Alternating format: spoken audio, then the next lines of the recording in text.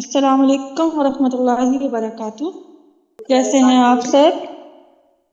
نحمدہ ونصلی علی رسولہ الکریم، اما بعد فاعوذ باللہ من الشیطان الرجیم، بسم اللہ الرحمن الرحیم، رب اشرح لی صدری ویسر لی امری واحلل عقدۃ من لسانی یفقہوا قولی، ربنا زدنا علما اللہم فقہنا فی الدین۔ پچھلے ہفتے ہم نے بعض ضروری مسائل کا جو پہلا پیج ہے اس کو دیکھا ہے۔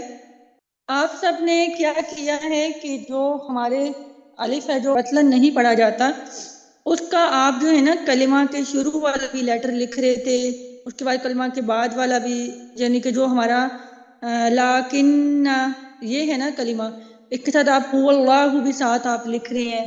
اس کے علاوہ اللہ الظنون، اس سے پہلے والا کلمہ بھی ساتھ لکھ رہے ہیں۔ آپ نے یہ دو تین کلمات نہیں لکھنے، آپ نے بس صرف وہ ایک کلمہ ہی یاد رکھنا ہے اور وہی لکھنا ہے۔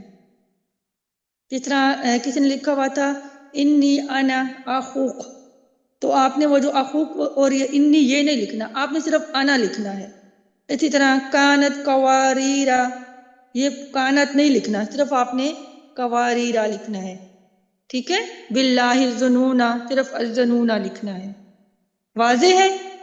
یہ اپنے نوٹس پہ کریکشن کر لیجئے گا۔ صرف کلمات لکھنے ہیں، اس کے دائیں بائیں والے جو کلمات ہیں وہ نہیں لکھنے، کیونکہ آپ سے صرف کلمات پوچھے جائیں گے، اگلا پچھلا جو کلمہ ہے وہ نہیں پوچھا جائے گا۔ اس کے علاوہ جو ہمارا وہ 6 کلمات ہیں اس میں جو ہے وہ آپ نے جب ادائیگی کرنی ہے تو اس میں آپ نے دیکھیں، ہم نے اس کا سوال یہ بنتا ہے نا کہ وہ کون سا الف ہے جو ہر حال میں پڑھا جاتا ہے، تو جب آپ نے وہ جو 6 کلمات کی ادائیگی کرنی تو اس کا الف آپ نے ہر حال میں پڑھنا ہے، ادا کرنا ہے۔ جاءنا، الف مدہ جتنا، ٹھیک ہے۔ تو یہ نہیں کرنا جاءنا لقاءنا، ایسے نہیں پڑھنا، پھر تو آپ الف ڈراپ کر رہے ہیں، جبکہ ہمارا سوال یہ ہے کہ ایسا الف بتائیں جو ہر حال میں پڑھا جاتا ہے۔ تو ان 6 کلمات کے اندر جو الف ہے وہ آپ نے ہر حال میں ادا کرنا ہے، ٹھیک ہے۔ چلیے آج کا سبق شروع کرتے ہیں۔ اب وہ کلمات جن کا الف وقفاً وصلاً نہیں پڑھا جائے گا، کسی صورت بھی ہم نے اس کا الف نہیں پڑھنا، چاہے وقف کی حالت میں ہو چاہے وصل کی حالت میں ہو۔ اب یہ بھی آپ نے جسٹ کلمات یاد کرنے ہیں، ان کے پہلے والا اور بعد والا کلمہ نہ لکھنا ہے نہ یاد کرنا ہے۔ اس کا ہے پہلا کلمہ ہے یعفو، ٹھیک ہے۔ آگے دیکھیے لتتلو، اب دیکھیں آگے الف لکھے ہوئے ہیں لیکن ہم اگر ملا کے بھی پڑھیں گے تو کیا پڑھیں گے؟ لتتلو علیہم، ہم وصل کر رہے ہیں تب بھی الف ادا نہیں کر رہے، اب وقف کریں امم لتتلو، یہاں پہ میں نے وقف کر لیا ہے تو وہاں پہ بھی ہم الف ادا نہیں کر سکتے، ٹھیک ہے۔ واضح ہے؟ لتتلو، لیبلو، یہ 21 کلمات ہیں، ان 21 کلمات کے جو الف ہیں وہ نہ وصلاً پڑھے جائیں گے نہ وقفاً پڑھے جائیں گے۔ ان 21 کلمات کا الف نہ وصلاً پڑھا جاتا ہے نہ وقفاً پڑھا جاتا ہے۔ وہ 21 کلمات دیکھیے کون سے ہیں؟ یعفو، لتتلو، لیربو، لیبلو، ونبلو، ثمود، ندعو، قواریر، لإلى اللہ، ولأو، أولى، لإلى الجحیم، أفئم، وملئه، وملئهم، لشيء، نبأ، وجيء، مئة، مئتين، لأنتم۔ واضح ہے؟ یس میم۔ یہ 21 کلمات ہیں، کوشش کیجئے سارے یاد کرنے کی، کیونکہ یہ جہاں پہ بھی آئیں گے کئی دفعہ ایسا ہوگا کہ ان کے الف کے اوپر دائرہ نہیں لکھا ہوگا، ٹھیک ہے۔ تو پھر آپ کو یہ یاد ہوگا نا کہ یہ کلمہ ہم نے یاد کیا تو اس کا الف نہیں پڑھنا، تو پھر انشاءاللہ وہاں پہ آپ پڑھ لیں گے۔ اور زیادہ تر مصحف کے اندر جو ہے ان کے اوپر دائرہ لگا ہوتا ہے الف کے اوپر، تو الف کے بعد دائرہ لگنے کا مطلب یہ ہے کہ آپ اس الف کو نہیں پڑھیں گے، ٹھیک ہے، یہ نشانی ہے، لیکن ضروری نہیں ہے کہ کہیں مصحف کے اندر یہ دائرہ نہیں ہوگا، لہٰذا یہ کلمات یاد کرنا ضروری ہے۔ کوشش کریں ان کو یاد کرنے کی، 2-3 دن لگیں گے، ہو جائیں گے، ادروائز آپ کو کم از کم 5 6 7 اتنے کلمات تو ضرور آنے چاہیے، لیکن کوشش کریں کہ سارے کلمات انشاءاللہ ان کو یاد کریں، آسان ہے، یاد ہو جائیں گے انشاءاللہ۔ آگے ہے چند مخصوص کلمات کا حکم۔ اب یہ کچھ کلمات ہیں، ان کا کیا حکم ہے؟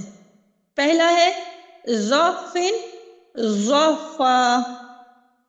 اب ضاد کے اوپر فتحہ ہے تو اس کو ہم ضمہ کے ساتھ بھی پڑھ سکتے ہیں، یعنی فتحہ کے ساتھ بھی پڑھ سکتے ہیں اور ضمہ کے ساتھ بھی، دونوں طرح سے پڑھ سکتے ہیں۔ یہ 2 کلمات ایسے ہیں، یعنی کہ اس کو پڑھ سکتے ہیں، ابھی میں نے فتحہ کے ساتھ پڑھا ہے ظافن، ظفا، تو اگر ضمہ کے ساتھ پڑھیں گے تو ظفن، ظفا، ٹھیک ہے؟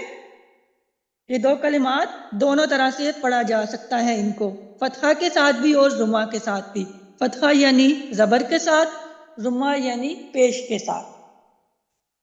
واضح ہے؟ چلیں آگے دیکھتے ہیں۔ اگلے 4 کلمات ایسے ہیں قرآن پاک میں جن میں صاد پر چھوٹا سا سین لکھا ہوتا ہے، ٹھیک ہے؟ وہ 4 کلمات آپ بیسک جو رول ہے وہاں پہ بھی آپ پڑھ کے آ چکے ہیں، یہاں بس ہم ریوائز کر رہے ہیں کہ دیکھیں وہ 4 کلمات کون سے ہیں۔ اچھا، اب ان کے صاد کے اوپر سین تو لکھا ہوتا ہے، لیکن 2 کلمات ایسے ہیں جن میں ہم نے صرف سین ہی پڑھنا ہے، اور وہ ہے یبسط، بسطہ، ٹھیک ہے؟ سین کی سیدھی کی آواز آنی چاہیے۔ یہاں پہ جو ہمارا جو سوال ہے اس کے اوپر چھوٹا سا سین ہے، یہ 2 کلمات ایسے ہیں جہاں پہ صرف سین کی ادائیگی ہوگی۔ اب اگلا کلمہ ہے المسیطرون، المسیطرون، اس میں سین اور سواد دونوں پڑھ سکتے ہیں، چاہے آپ سواد کی ادائیگی کریں چاہے آپ سین کی کریں، دونوں پڑھ سکتے ہیں۔ اور چوتھا کلمہ ہے بمسیطر، بمسیطر، اس میں صرف سواد کی ادائیگی کریں گے، ٹھیک ہے؟ یہ 4 کلمات آپ کو بہت اچھے سے آنے چاہیے، یہ وائوا میں پوچھے جاتے ہیں، یہ سارے ہی کلمات پوچھے جاتے ہیں۔ اب یہ آپ کی قسمت کہ آپ کے اوپر کون سا سوال آتا ہے۔ کسی بچے سے یہ پوچھا جائے گا کہ کون سا الف ہے جو وصلاً نہیں پڑھا جاتا، تو آپ نے 7 کلمات بتانے ہیں۔ ہو سکتا ہے دوسرے بچے سے پوچھا جائے کہ ایسا الف بتائیے جو ہر حال میں پڑھا جاتا ہے، تو وہ 6 کلمات بتائیں گے۔ پھر تیسرے بچے سے یہ پوچھا جا سکتا ہے کہ وہ الف بتائیں جو وقفاً وصلاً کسی صورت نہیں پڑھا جاتا، تو یہ 21 کلمات ہیں، اس میں سے آپ کو جتنے بھی آتے ہوں گے تو وہ آپ سنائیں گے۔ پھر اس کے بعد اگلے بچے سے پوچھا جا سکتا ہے کہ ضاد پہ جو 2 کلمات ایسے بتائیے جو فتحہ اور ضمہ دونوں طرح سے پڑھے جا سکتے ہیں، ضاد نہیں کہیں گے، 2 ایسے کلمات بتائیے جو فتحہ اور ضمہ دونوں طرح سے پڑھا جا سکتا ہے، تو پھر آپ نے یہ 2 والے کلمات بتانے ہیں، ظافن، ظفا، ظوفن، ظوفا، دونوں طرح سے ادائیگی کرنی ہے۔ اور کسی بچے سے یہ پوچھا جا سکتا ہے کہ وہ کلمات بتائیے قرآن پاک کے جن میں سین سواد کے اوپر سین لکھا ہوتا ہے اور ان کو کیسے ادا کریں گے، تو پھر وہ 4 کلمات بتائیں گے آپ، اور یہ بتائیں گے کہ یبسط اور بسطۃ میں سین پڑھا جاتا ہے، المسیطرون میں سواد پڑھا جاتا ہے اور سین بھی دونوں پڑھے جاتے ہیں، اور بمسیطر میں صرف سواد پڑھا جاتا ہے۔ اور آپ نے صرف ایسے ہی کلمات نہیں بتانے، آپ نے پراپر ادائیگی کر کے کلمات کو بتانا ہے، ٹھیک ہے؟ سارے کلمات، الف والے بھی اور یہ والے سین اور صاد والے بھی۔ لہٰذا اس چیپٹر میں آپ کوئی بھی کلمہ یاد کیے بغیر نہیں رہ سکتے، مطلب آپ کو کیا پتا کہ کس بچے سے کون سا کلمہ پوچھا جائے۔ اور سب سے بڑی بات دیکھیے، وائوا کے علاوہ آپ قرآن پاک پڑھنے والی بچی ہیں ماشاءاللہ، تو یہ ایسے کلمات ہیں جو مخصوص ہیں، تو ان کلمات کو ہر بچے کو آنا چاہیے کہ وہ جو ہیں جب بھی قرآن پاک میں یہ کلمات آئیں تو ان کو قاعدہ پتہ ہو کہ یہاں پہ میں نے سین پڑھنا ہے، یہاں پہ میں نے سواد پڑھنا ہے، یہاں پہ میں نے الف نہیں پڑھنا، یہاں پہ الف میں نے وقفاً پڑھنا ہے، وہاں پہ الف میں نے وصلاً نہیں پڑھنا۔ تو یہ تمام کلمات ہر بچے کو آنے چاہیے، ٹھیک ہے؟ بار بار 2-4 دفعہ پڑھیں گے، آپ اپنی استاذہ کو بار بار سنائیں گے، انشاءاللہ یہ کلمات آپ کو فنگر ٹپ پہ یاد ہو جائیں گے، مشکل نہیں ہے۔ قواعد تو پھر ذرا یاد کرنا پڑتا ہے، تو یہ تو صرف کلمات ہیں جو آپ کو یاد ہونے چاہیے، ٹھیک ہے؟ آگے دیکھیے، اب قرآن مجید میں ایسا کلمہ ہے جس میں نون تنوین مرسوم ہے، وہ ہے کأین۔ اس بات کا کیا مطلب ہے؟ نون تنوین کسے کہتے ہیں؟ دو زبر دو زیر دو پیش کے اندر ادائیگی کے وقت جو آخر میں نون آتا ہے اس کو نون تنوین کہتے ہیں۔ اب آپ کو پتا ہے کہ نون تنوین ایسا نون ہے جو پڑھا جاتا ہے لیکن لکھا نہیں جاتا۔ اب یہ واحد کلمہ ایسا ہے جس میں نون تنوین لکھا ہوتا ہے۔ مرسوم میں نے آپ کو پہلے بھی بتایا، مرسوم کا مطلب ہوتا ہے لکھا ہوا۔ تو یعنی قرآن پاک میں یہ ایک ایسا کلمہ ہے جہاں پہ نون تنوین لکھا ہوتا ہے، یعنی کہ یہ دیکھیے کأین، اس کے آخر میں نون ساکن لکھا ہوا نظر آ رہا ہے۔ تو آپ نے یہ کلمہ یاد رکھنا ہے کہ کأین ایک ایسا کلمہ ہے جو بیسیکلی کس طرح سے لکھا ہوگا؟ کاف زبر کا، حمزہ زبر علی آ، یہ کا آ، آگے یا تشدید کے ساتھ ہوگی اور اس کے نیچے دو زیر کی تنوین ہوگی۔ اصل میں یہ ایسا کلمہ تھا، تنوین ایسے تھی اس کے ساتھ لکھی، یا تشدید کے نیچے دو زیر تھی، یہ کلمہ ایسا تھا۔ لیکن قرآن پاک میں یہ واحد کلمہ ہے جس کا جو نون تنوین ہے وہ لکھا ہوا ہے، کأین، آخر میں نون ساکن آ رہا ہے، اور تنوین، نون تنوین آپ کو پتہ ہے پڑھا جاتا ہے لیکن لکھا نہیں جاتا۔ لیکن کأین لکھنے کا انداز دیکھیے بک کے اوپر، اس میں ہم نے نون ساکن لکھا ہوا ہے۔ اس کا مطلب یہ ہوا کہ یہ کلمہ آپ نے یاد رکھنا ہے کہ یہ ایک ایسا کلمہ ہے جہاں پہ نون تنوین لکھا ہوا ہے، کأین، یا اوپر تشدید، نیچے ایک زیر، آگے نون ساکن۔ واضح ہے؟ چلیے آگے دیکھیے، اب قرآن مجید میں دو ایسے کلمات ہیں جہاں نون ساکن کو نون تنوین کی شکل میں لکھا گیا ہے۔ اب آپ کو پتا ہے کہ نون ساکن کیسے ہوتا ہے؟ نون کے اوپر جزم ہوتی ہے، لیکن یہ دو کلمات ایسے ہیں جن میں نون ساکن کو تنوین کی شکل دی گئی ہے، جیسے کہ کون سے ہیں؟ لا یکونن، لا نصفعم، ٹھیک ہے؟ اب اصل میں یہ دو کلمات تھے نون ساکن والے، لیکن ان کے نون ساکن کو تنوین کی شکل دے دی گئی ہے۔ لا یکونن، نون زبر نون ساکن نن، اصل میں یہ ایسے کلمات تھے لیکن ان کے نون ساکن کو تنوین کی شکل میں لکھ دیا گیا ہے، نون دو زبر نن، ٹھیک ہے؟ اصل میں یہ کلمہ ایسے تھا، لا نصفعن، عین زبر نون ساکن ان، لیکن اس کو بھی تنوین کی شکل میں لکھا گیا ہے، لا نصفعم، ٹھیک ہے؟ عین دو زبر، آگے میم چھوٹا سا لکھا ہوا ہے کیونکہ یہ پورا کلمہ ہے، لا نصفعم بالناصیہ، یہ نا سورہ الگ کا آئی تھنک اس میں کلمہ آتا ہے، یہ اقلاب کا قاعدہ ہو رہا تھا اس لیے وہاں پہ چھوٹی سی میم بھی آپ کو لکھی نظر آئے گی۔ تو لہٰذا جب آپ نے یہ کلمہ ادا کرنا ہے تو آپ نے کہنا ہے لا نصفعم۔ قرآن پاک میں یہ اس شکل میں لکھے ہوئے جو آپ کی بک کی شکل میں، بک میں لکھے ہوئے ہیں، ٹھیک ہے؟ صرف آپ کو یہ بتایا گیا ہے کہ اصل میں یہ اس طرح کے تھے لیکن اب ان کو ایسے لکھا گیا ہے قرآن پاک میں۔ تو آپ سے سوال یہ پوچھا جائے گا کہ قرآن مجید میں ایسا کلمہ بتائیے جس کا نون تنوین مرسوم ہے، تو آپ کہیں گی کأین۔ اسی طرح آپ سے سوال پوچھا جائے گا کہ قرآن مجید کے دو ایسے کلمات بتائیے جن کا نون ساکن اس کو نون تنوین کی شکل میں لکھا گیا ہے، تو پھر آپ نے بتانا ہے لا یکونن اور لا نصفعم، پھر آپ یہ دو کلمات بتائیں گے۔ چلیے شروع کرتے ہیں۔ میم کے اجمالی احکام۔ اجمالی ہوتے ہیں سرسری سا مختصراً، ہم یہاں پہ مختصراً جائزہ لیں گے کہ ہمارے میم کے کیا احکام ہیں قرآن پاک میں۔ تو جو حرف میم ہے اس کی تین صورتیں ہوتی ہیں، متحرک، مشدد اور ساکن۔ یعنی میم یا تو متحرک حالت میں ہوگا، ایک یہ صورت ہے، یا میم مشدد حالت میں ہوگا، دوسری صورت یہ ہے، یا میم ساکن حالت میں ہوگا، تیسری صورت یہ ہے۔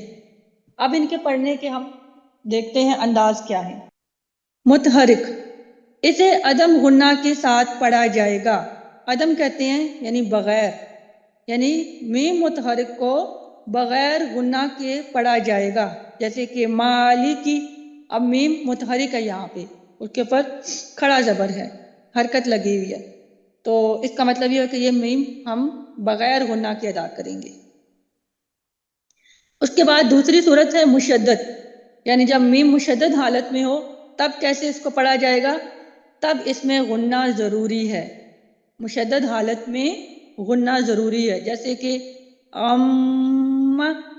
میم مشدد حالت میں ہے امہ میں، تو یہاں پہ ہم غنہ کر کے ادائیگی کر رہے ہیں ٹھیک ہے، یہ جو آواز ہے یہ ہمارا غنہ شو کرتی ہے، ٹھیک ہے۔ تیسری حالت ہے ساکن۔ اب جب میم ساکن یعنی جزم کے ساتھ آئے تو اس صورت میں اس کو دو طرح سے ادا کیا جاتا ہے، ایک ہے غنہ، دوسرا ہے عدم غنہ۔ اب پہلے دیکھتے ہیں کہ اگر میم ساکن اس حالت میں ہو کہ وہاں پہ ہم نے غنہ کب کرنا ہے، تو وہ ہے میم ساکن کے بعد جب میم یا با آ جائے تو وہاں پہ غنہ ہوگا۔ دو ہی حرف یاد رکھ لیجئے کہ میم ساکن کے بعد جب میم آئے یا میم ساکن کے بعد با آئے تو وہاں پہ جو ہم میم کی ادائیگی کریں گے وہ غنہ کے ساتھ ہوگی، جیسے کہ دیکھیے علیکم مرسلون، یہاں میم ساکن کے بعد میم آ رہا ہے تو میں نے کیا کیا، یہاں پہ ایک الف کے برابر غنہ کیا، علیکم مرسلون۔ آگے ہے میم ساکن کے بعد جب با آ رہا ہے تب بھی ہم نے غنہ کرنا ہے، دیکھیے علیکم بوکیل، علیکم بوکیل، واضح ہے۔ میم ساکن کے بعد میم اور با آئیں تو وہاں پہ ہم نے غنہ کرنا ہے۔ اب غنہ کی کیا صورت ہے؟ جب میم ساکن کے بعد میم اور با کے علاوہ کوئی اور حرف آ جائے، وہ جو 26 حروف ہیں ہمارے باقی الف کو چھوڑ کے، ٹھیک ہے، میم اور با کے علاوہ باقی 26 حروف آ جائیں تو وہاں پہ غنہ نہیں ہوگا، جیسے کہ انغمتا، یہاں پہ دیکھیے میم ساکن کے بعد تا آ رہا ہے، یعنی میم ساکن کے بعد نہ ہی میم ہے نہ ہی با ہے، لہٰذا یہاں پہ میں نے بغیر غنہ کے میم کو ادا کیا، فوراً سے ادا ہو گیا، ظاہر کر کے ادا ہوا۔ انعمتا، میں نے اس کو یہ نہیں پڑھا انعمتا، ایسے نہیں پڑھا، کیوں؟ کیونکہ غنہ کے لیے صرف 2 حروف کا آنا ضروری ہے میم کے بعد، اور وہ ہیں میم اور با۔ یہ ہیں میم کے اجمالی احکام۔ اجمالی احکام ہم نے دیکھے، 3 صورتیں ہیں میم کی، متحرک، مشدد، ساکن۔ جب میم متحرک حالت میں ہوگا تو اسے عدم غنہ کے ساتھ پڑھا جائے گا، یعنی بغیر غنہ کے پڑھا جائے گا۔ جب میم مشدد حالت میں ہو تو اس میں غنہ کیا جائے گا، اور جب میم ساکن حالت میں ہو تو اس میں دونوں ہی صورتیں ہیں، یا غنہ ہے یا عدم غنہ ہے۔ تو غنہ کب ہوگا؟ جب میم ساکن کے بعد میم یا با آ جائے تو وہاں پہ ہم غنہ کریں گے، اور عدم غنہ تب ہوگا جب میم ساکن کے بعد میم اور با کے علاوہ کوئی اور حرف آئے تو وہاں پہ غنہ نہیں ہوگا۔ یہ ہیں میم کے اجمالی احکام، واضح ہیں؟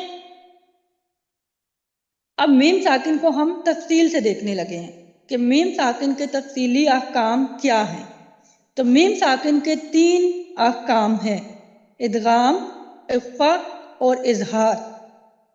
یہاں پہ ایک بات نوٹ کر لیں کہ ادغام، اخفا اور اظہار یہ قواعد نون ساکن اور تنوین کے بھی ہوتے ہیں، تو ان قواعد میں اور ان احکام میں فرق کرنے کے لیے یہاں پہ ہم ان احکام کے ساتھ شفوی لگاتے ہیں، یعنی ادغام تو خالی ادغام نہیں کہنا، آپ نے کہنا ہے ادغام شفوی، اخفا یعنی اخفاء شفوی، اور اظہار یعنی اظہار شفوی۔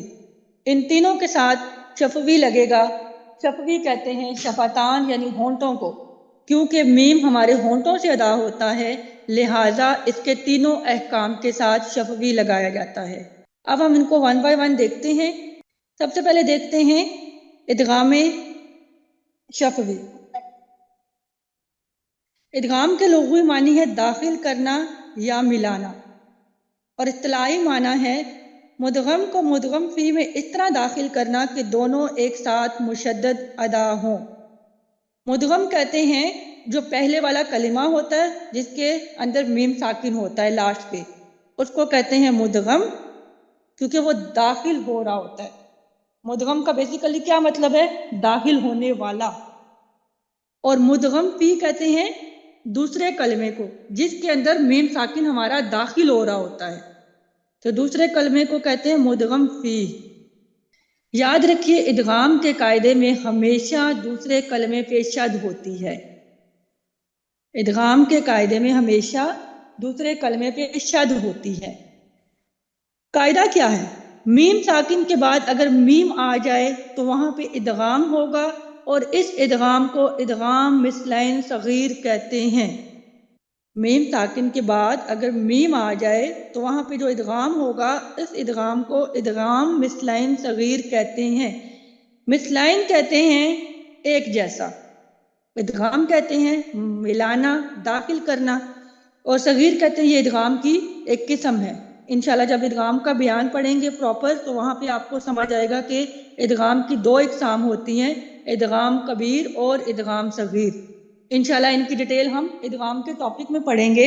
فی الحال یہاں پہ آپ اتنا یاد رکھ لیجئے کہ جو اس کی دو اقسام ہوتی ہیں نا ادغام کی، ادغام کبیر اور ادغام صغیر، تو صغیر اسی کی ایک قسم ہے ادغام مثلین صغیر. ادغام صغیر کی آگے 3 اگزامپل پڑھیں گے ہم انشاءاللہ. اس میں سے ایک قسم، 3 ٹائپ پڑھیں گے، اس کی ایک ٹائپ ہے ادغام مثلین صغیر. تو یہاں پہ اس قاعدے کو ہم ادغام شفوی کو ادغام مثلین صغیر بھی کہتے ہیں. کیوں کہتے ہیں؟ مثلین ہوتا ہے ایک جیسا، یعنی ایک ایسا ادغام جس میں دونوں حروف ایک جیسے ہوتے ہیں. کیسے؟ میم ساکن کے بعد میم اور میم آ جائے، یعنی کہ میم ساکن یہ بھی میم ہے اور اس کے بعد جو آنے والا کلمہ ہے اس میں بھی میم ہوگا، تو دونوں میم تو ایک جیسے ہوئے. تو یہاں پہ ایک جیسے حروف کا ادغام ہو رہا ہے، اسی لیے اس کو کہا جاتا ہے ادغام مثلین صغیر. ادغام شفوی بیسیکلی 2 ایک جیسے حروف کا ہوتا ہے، میم کا میم کے اندر ادغام. اب یہ دونوں حروف ایک جیسے ہیں، اسی لیے ادغام شفوی کا دوسرا نام ادغام مثلین صغیر ہے. طریقہ کیا ہے کہ پہلی میم کو دوسری میم کے ساتھ ملا کر ایک الف کے برابر غنہ کرنا. جیسے کہ دیکھیے اگزامپل دی ہیں، الیکم مرسلون. الیکم اس میں میم ساکن آ رہا ہے، یہ ہمارا کیا ہے؟ مدغم. یہ ہمارا کیا ہے؟ مدغم، کیونکہ یہ میم ساکن ہے. اب یہ کس میں ہو رہا ہے؟ داخل ہو رہا ہے مدغم فی میں. مرسلون، یہ والا جو میم والا کلمہ ہوگا یہ ہمارا ہوگا مدغم فی. اس کا مطلب یہ ہوا یہاں پہ مدغم کو ہم مدغم فی میں داخل کر رہے ہیں، اس طرح سے داخل کر رہے ہیں کہ دونوں ایک ساتھ مشدد ادا ہو رہے ہیں. بیسیکلی یہاں پہ الیکم کے آخر میں میم ساکن تھا اور مرسلون کے آگے میم متحرک تھا، وہ مشدد نہیں تھا، لیکن میم ساکن کے بعد میم آ جانے کی وجہ سے دوسرے میم پہ خود بخود شد لگ جاتی ہے، لہٰذا یہاں پر میم کے اوپر شد ہے. تو یہ تشدید بھی ہمیں بتاتی ہے کہ یہاں پہ ادغام ہوا ہے میم ساکن کا میم میں. اب کیونکہ میم ساکن کا میم کے اندر ادغام ہو رہا ہے، لہٰذا اس ادغام شفوی کو ادغام مثلین صغیر بھی کہتے ہیں. اس کے علاوہ دوسرا جو قاعدہ، دوسری بات جو آپ یاد رکھیں گے کہ یہاں پہ ایک الف کے برابر غنہ کریں گے ہم، اس کو کھینچ کر پڑھیں گے. کیسے؟ الیکم مرسلون، اس کو ایسے نہیں پڑھ دینا الیکم مرسلون. اس کا مطلب یہ ہوا کہ آپ نے غنہ ڈراپ کر دیا ہے، تو غنہ ڈراپ کریں گے تو آپ کا قاعدہ غلط ہو جائے گا. تو لہٰذا یاد رکھنا ہے کہ میم ساکن کے بعد میم آ جائے تو وہاں پہ ہم کیا کریں گے؟ کون سا قاعدہ ہمارا ہوگا؟ ادغام شفوی. ادغام شفوی یا ادغام مثلین صغیر. شاباش. جی، آپ کے پاس مصحف ہے یا مصحف کے بغیر ہے کلاس میں؟ میم صرف بک ہے. بک ہے، آپ مصحف بھی لے کے بیٹھا کریں نا. میں آپ کو بتاتی ہوں سورۃ ہمزہ. سورۃ ہمزہ میں آیت نمبر ہے 8. انہا علیہم مؤصدہ. یہاں پہ دیکھیے میم ساکن ہے، عربک مصحف میں میم کے اوپر ساکن نہیں ہوگا، ٹھیک ہے؟ تو آپ نے خالی میم کو یہی کنسیڈر کرنا ہے کہ وہاں پہ ساکن ہے۔ جب آپ مصحف عثمانی سے اپنے ٹیچر کو بتائیں گے تو آپ نے دیکھنا ہے جو خالی میم ہے بیسیکلی وہ ساکن حالت میں ہے۔ میم ساکن آ گیا، میم ساکن کے فوراً بعد مسودہ میم آ رہا ہے، ٹھیک ہے؟ تو یہاں پہ اب کیا ہو رہا ہے، میم ساکن میم کے اندر داخل ہو رہی ہے، تو یہاں پہ قاعدہ ہوگا ادغام شفوی۔ اب کیونکہ دونوں میم سیم ہیں لہٰذا اس کا دوسرا نام ادغام مثلین صغیر بھی ہوگا، اور یہاں پہ اب ہم ایک الف کے برابر غنہ کر کے ادائیگی کریں گے۔ یہ پورا آپ نے قاعدہ بتانا ہے تطبیق کے قواعد میں۔ علیہم مسودہ، مسودہ، ٹھیک ہے؟ واضح ہے؟ جی میم۔ الحمدللہ۔ اب آپ نے تطبیق میں اپنے میم ساکن کے قواعد کو انشاءاللہ اپنے ٹیچر کو بیان کرنا ہے۔ اگلا دیکھتے ہیں اخفاء شفوی۔ اخفاء کا لغوی معنی ہوتا ہے چھپانا، اصطلاحی معنی ہے میم کی آواز کو ناک میں چھپا کر اظہار اور ادغام کی درمیانی کیفیت کے ساتھ ادا کرنا۔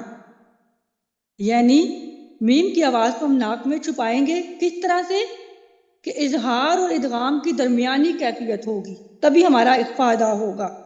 اس بات کا مطلب یہ ہے، اظہار کا مطلب ہوتا ہے ظاہر کر کے پڑھنا، اور ادغام کا مطلب ہوتا ہے داخل کرنا، مدغم کو مدغم فی میں داخل کرنا۔ اخفاء کا مطلب یہ ہوا کہ یہاں ہم نے نہ ہی اظہار کرنا ہے اتنا کہ میم ظاہر کر کے ہم ادا کر رہے ہوں، نہ ہی اتنا ادغام کرنا ہے کہ میم دوسرے حرف میں داخل ہو جائے، بلکہ ان کی درمیانی کیفیت میں ادا کرنا ہے۔ اظہار اور ادغام کی درمیانی کیفیت کے ساتھ میم کی آواز کو ہم نے ناک میں چھپانا ہے، یہ ہوتا ہے اخفاء شفوی۔ قاعدہ دیکھتے ہیں، میم ساکن کے بعد اگر با آ جائے تو وہاں پہ اخفاء ہوگا، اور اس اخفاء کو اخفاء شفوی کہتے ہیں۔ میم ساکن کے بعد اگر با آ جائے تو یہاں پہ آپ سے وائوا میں پوچھا جا سکتا ہے کہ ادغام شفوی کا کون سا حرف ہے اور اخفاء شفوی کا کون سا حرف ہے، تو آپ بتائیں گے کہ ادغام شفوی کا ایک ہی حرف ہے، وہ ہے میم، یعنی میم ساکن کے بعد میم آ جائے تو وہاں پہ ادغام شفوی ہوگا، اور اخفاء شفوی کا ایک ہی حرف ہے یعنی کہ با۔ با جو ہے وہ اخفاء شفوی والا حرف ہے، اگر میم ساکن کے بعد با آ جائے تو وہاں پہ ہم اخفاء شفوی کریں گے۔ جیسے کہ اگزامپل دیکھیے، وَمَن يَعْتَصِم بِاللَّهِ عَلَيْكُم بِوَكِيلٍ فَاحْكُم بَيْنَهُم بِالْمَعْرُوفِ۔ یہاں پہ دیکھیے میم ساکن کے بعد با آ رہا ہے، تو کیا کیا میں نے؟ اخفاء کیا اور ناک میں آواز کو چھپایا، ٹھیک ہے؟ میم ساکن کے بعد با آ رہا ہے علیکم بوکیل میں، تو یہاں پہ میں نے اس کو جلدی سے نہیں پڑھا، علیکم بوکیل فاحکم بینہم بالمعروف ومن یعتصم باللہ، ان کو جلدی سے نہیں پڑھا، بلکہ یہاں پہ میں نے ایک الف کے برابر یعنی کہ اس کو غنہ کیا، یعنی غنہ تو نہیں کہہ سکتے، ایک الف کے جتنا مقدار کے برابر ہم نے ناک میں آواز کو چھپانا ہے، یہی ہوتا ہے اخفاء شفوی۔ اس کو جلدی سے ادا نہیں کرنا، یہاں پہ آپ نے اخفاء کرنا ہے تب جب میم ساکن کے بعد با آ جائے۔ طریقہ کیا ہے؟ میم کو ادا کرتے وقت دونوں ہونٹوں کے خشکی والے حصے کو نرمی والے حصے کے ساتھ ملا کر ایک الف کے برابر غنہ کریں، پھر دونوں ہونٹوں کے کھلنے سے پہلے تری والے حصے سے با کو سختی سے ادا کریں۔ مشکل نہیں ہے، میں سمجھاتی ہوں۔ دیکھیے میم ہمارا اس کی ادائیگی میں اس کا مخرج کیا ہے؟ بند ہونٹوں کے خشکی والے حصے سے، اور جو ہمارا با ہے اس کا کیا مخرج ہے؟ بند ہونٹوں کے گیلے حصے سے ادا ہوتا ہے۔ اب اصل میں یہاں پہ ہمارے دو مخرج یوز ہو رہے ہیں، کیونکہ میم ساکن کے بعد با آئے تو وہاں پہ ہم نے اخفاء کرنا ہے، ایک الف کی مقدار کے برابر غنہ کرنا ہے، تو اس کا مطلب یہ ہو کہ پہلے ہم میم کا جو ہے وہ مخرج ادا کریں گے، اس کے بعد ہم با کا مخرج ادا کریں گے، تو یہی اس کا طریقہ ہے۔ دیکھیے میم کو ادا کرتے وقت دونوں ہونٹوں کے خشکی والے حصے کو نرمی کے ساتھ ملانا ہے اور ناک میں اس کی آواز کو چھپا لینا ہے ایک الف کے برابر، جیسے کہ علیکم کم. یہاں پہ میں نے کیا کیا، میم کو ادا کرتے وقت دونوں ہونٹوں کے جو خشکی والا حصہ ہے اس کو نرمی سے ملایا ہے اور آواز کو میں نے ایک الف کے برابر غنہ کرتے ہوئے ناک میں چھپایا ہے. اب علیکم کے بعد آگے با آتا ہے، اب با کا مخرج ہم نے ادا کرنا ہے. پھر اس کے بعد دونوں ہونٹوں کو میں نے کھلنے سے پہلے ہی جو تری والا حصہ ہے وہاں سے میں نے با کو سختی سے ادا کیا. علیکم بیوکیل بیوکیل. اب با کا جو مخرج ہے وہ ہے دونوں ہونٹوں کے تری والے حصے سے، تو وہاں سے پھر میں نے با کو ادا کیا ہے. یہ اس کا طریقہ ہے. اب واضح ہوا آپ کو؟ الحمدللہ. سورۃ فیل میں آیت نمبر 4 میں دیکھیے، ترمیہم بحجارۃ من سجیل. وہ آگے ہم دوسرے قواعد میں پڑھتے ہیں، ہم صرف اتنا یاد رکھیے، ترمیہم بحجارہ. یہاں پہ دیکھیے میم ساکن ہے، اس کے بعد با آ رہا ہے، تو یہاں پہ جب ایسا ہو تو آپ نے کہنا ہے کہ یہاں پہ اخفاء شفوی ہو رہا ہے. اب یہ نہیں کہنا کہ میم ساکن کے قواعد میں سے اخفاء شفوی نہیں، ڈیٹیل نہیں بتانی، صرف اتنا بتائیے یہاں پہ میم ساکن یہاں پہ اخفاء شفوی ہو رہا ہے اور یہاں پہ ایک الف کے برابر ہم غنہ کریں گے. جب اتنا آپ نے بتا دینا، کیونکہ میم ساکن کے بعد جب با آ جائے تو وہاں پہ ہم نے کیا کرنا ہے، اخفاء شفوی کرنا ہے.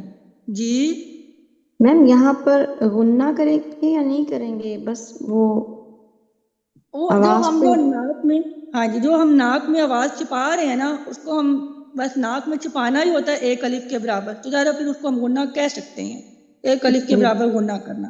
ٹھیک ہے، ٹھیک.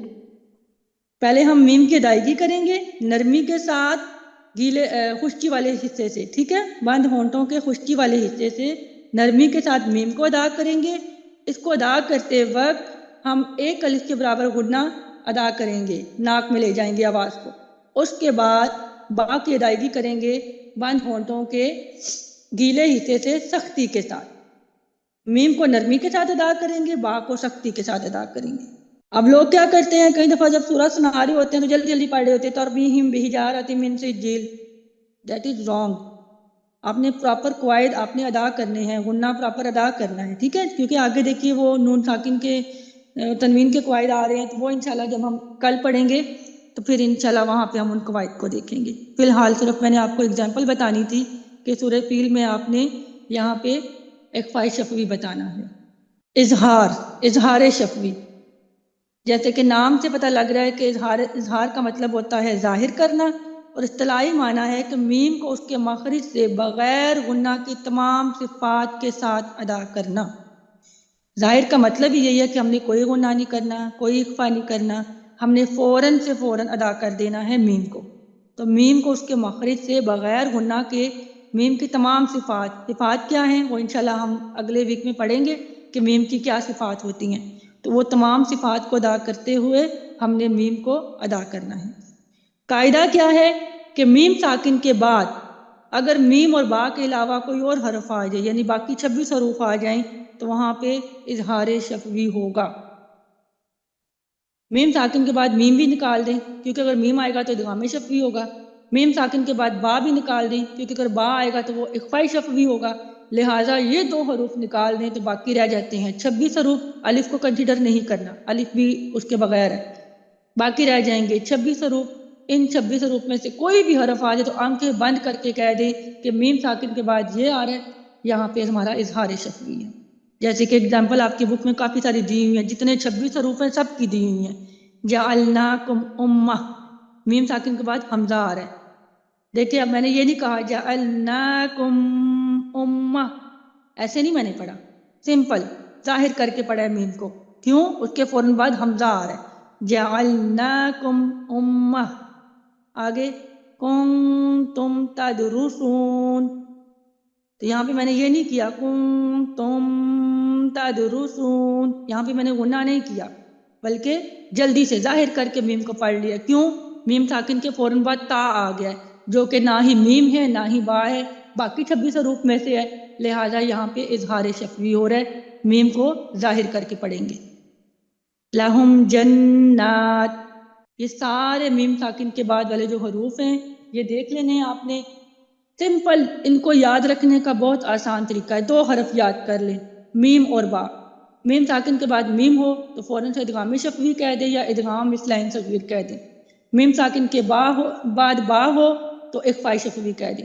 اب یہ 2 حروف نہیں ہیں تو فوراً سے کہہ دیں، سوچنے کی ضرورت ہی نہیں ہے، کہیں کہ یہاں پہ ہمارا اظہار شفوی ہو رہا ہے۔ واضح ہے؟ جی میم۔ الحمدللہ۔ یہاں پہ دیکھیے سورۃ فیل میں جو 5ویں آیت ہے، فَجَعَلَهُمْ كَعَصْفٍ مَأْكُولٍ، تو فَجَعَلَهُمْ، میم ساکن کے بعد اب دیکھیے فوراً سے میم بھی نہیں ہے با بھی نہیں ہے، ظاہرہ پھر وہ تیسرا حرف آ گیا کاف، تو اس کا مطلب یہاں پہ ہمارا اظہار شفوی ہو رہا ہے۔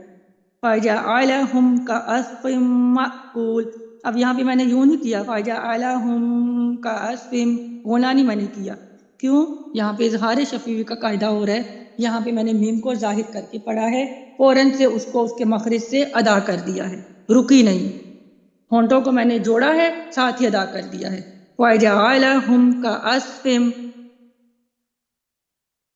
واضح ہے اظہار شفوی؟ جی میم۔ جی میم۔ الحمدللہ۔ کوئی سوال ہو تو پوچھ سکتے ہیں، ہمارا آج کے لیے اتنا ہی ہے، اب دعا پڑھ لیتے ہیں۔ سبحانک اللہم و بحمدک نشہد ان لا الہ الا انت نستغفرک و نتوب الیک۔ السلام علیکم ورحمۃ اللہ وبرکاتہ۔